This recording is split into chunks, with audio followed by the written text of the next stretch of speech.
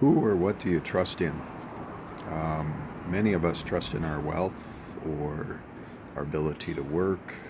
We trust in our governments. We trust in our relationships with other peoples. All these things we trust in, but do we trust in Jesus? Because that's who we're supposed to trust. If you trust in Jesus and you do things His way, then everything else will come good. Doesn't mean that everybody's going to respond the way you want to, and the government's going to manage the country you live in the way you want to, but you do it without recourse. Everything else can be changed. New elections coming up in the United States, for example, might bring in a new president. And there's a big difference between the way the Republicans are doing things and the Democrats. And therefore, things can change rather dramatically, as we've seen in the past.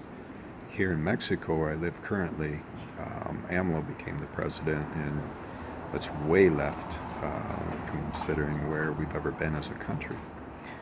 So if you're trusting in your country and in your president, your life can be like a yo-yo or a roller coaster, or the waves of the ocean, as Jesus put it, where you get tossed to and fro. If you build your house on the rock, on Jesus, and you trust in Him, nothing else matters. If we are in the end of times and they come in and they take all of our property and all of our stuff and all of our money, and it can happen very easily, by the way, because the world leaders, the people that really control this world and have set up like the United Nations and the World Health Organization and the World Money Organization, they will expect to be paid back for the debt that these countries owe. And the only place they can get it from is from the people and from their assets. And there's a real good chance that everything you have will be gone. And then what? If you trust in Jesus, it doesn't matter, because He is a great provider. The other day I did a video where it talked about Jesus and how He walked this earth without nothing. Didn't have a place to lay His head. Didn't know how He's going to eat the next day. He just totally trusted in His Father to provide what He needed. And He did. Jesus also was not afraid to go to death. That's the purpose of why He came. And that brings in another thing. When you trust in God, your fear of death goes away, because you know that this world is nothing. It's a blink of an eye. We put our focus on the 70, 80, 90, 100 years maybe that we live, and think, we got to get the most out of this life, because this is it. And when you live like that, you live like the waves of the ocean being thrown back and forth, because your focus is on how much wealth can I generate, how much fun can I have, things like that, instead of, okay, am I doing the right thing so that I'm pleasing to God, and so that I have salvation forever, because eternity is forever. There's no end. It's not like a blink of an eye. It's like forever. So when we put our focus on the things of eternity and the things of God, and we trust in Him to be our provider, then no matter what happens, we know that He is in control. Because keep in mind, especially at this point in my life at 55,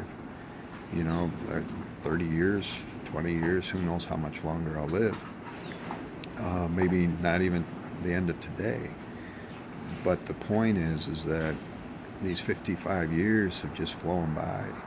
The other day, a cousin of mine, Facebook friend, posted the first 18 years seemed to take forever, but the last 18 years of my life had just gone. That's the way it is. It's crazy how fast time goes as you get older and older. And that's kind of besides the point. The real point goes back to what I said. Where is your trust? If your trust is in God, you don't fear death. You know death is inevitable. It's going to happen.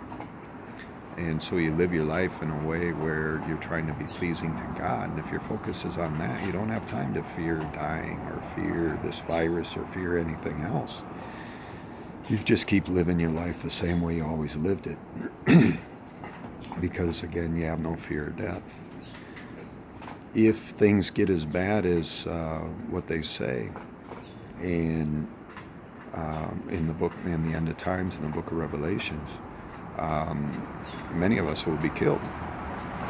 So you end really quick. And I look at it as kind of a double-edged sword a little bit, or a two-way street, in the fact that, well, I'm not out to try to end my life, but at the same time, do I really want to live if you're under the tyranny and you have no liberty and no freedom at the hands of malicious people? And the short answer is, well, if I have a choice between living like that and living in heaven with God, of course I want to go.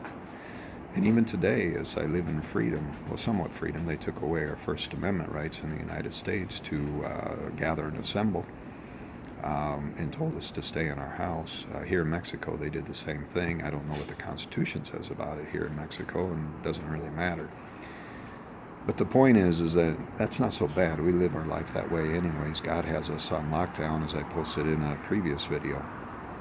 But the point is that when it gets really bad, where, you know, they're paying you nothing to work and you can't even put food on their table, and they're completely controlling you and telling you if you don't get the mark of the beast, you'll die and things like that, and you have to make those choices.